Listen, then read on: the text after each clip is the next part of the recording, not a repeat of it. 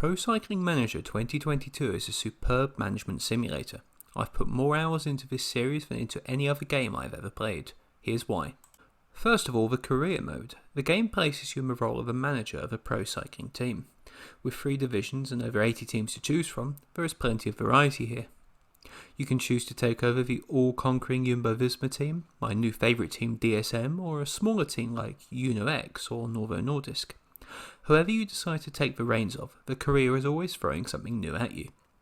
Be it planning the season for your riders, scouting ahead for next season, or controlling the races themselves, career mode is truly what you make it.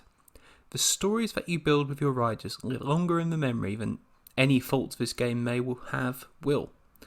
Depending on which team you manage, your story could end up wildly differently to mine. You could dominate the Grand Tours or struggle to make an impact. The game is truly what you make it.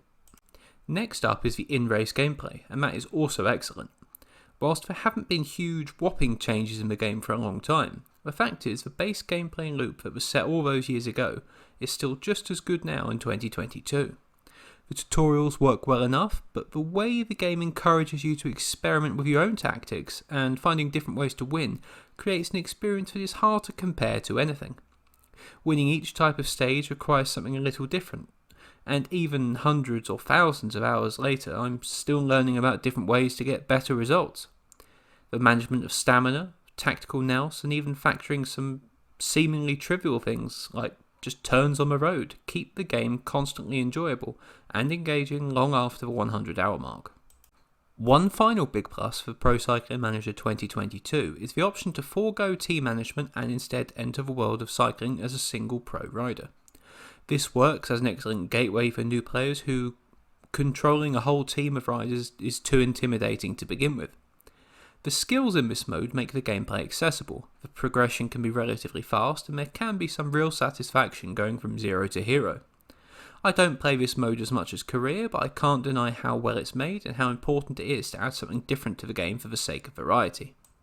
Of course, if you don't like cycling or have no interest in learning the intricacies of cycling or don't like management sims, then this game will never be for you. This is a niche product aimed at a specific audience and it tailors itself to that audience beautifully. If I'm being critical, the graphics are mediocre, the soundtrack is so forgettable I often just mute the game, and the commentary snippets feel like they haven't changed since 2012, and track mode adds little to the whole experience. But honestly, none of these matter to me. The game series has been taking chunks of time off me since 2012 and it seems unlikely to be stopping anytime soon. This game is exceptional. 10 out of 10.